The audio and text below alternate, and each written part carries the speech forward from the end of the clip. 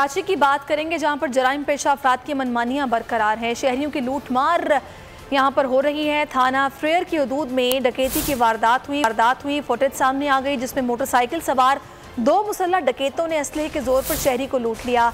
डकैती की वारदात फ्रेयर मार्केट में पेश आई है और शहरी इस वक्त उनका जानो माल बिल्कुल भी महफूज नहीं है। शदीद परेशान हैं। पुलिस खामोश तमाशाई बनी हुई है।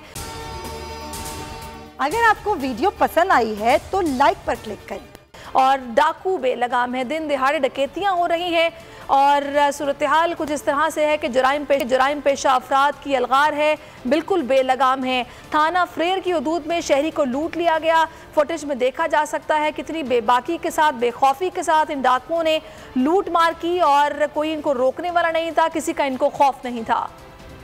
बोल किसी के भी दबाव में आकर अपने फैमिली मेंबर्स को अलहदा नहीं करेगा। बोल हमेशा आवाम की आवाज बनता रहेगा और आवाम के मसाइल दिखाता रहेगा। बोल की आवाम से खुसूसी दुआओं और साथ देने की अपील। सबसे ज्यादा व्यूज, सबसे ज्यादा रील्स और सबसे ज्यादा रेटिंग के साथ बोल अब भी नंबर 1 पोजीशन पर बरकरार।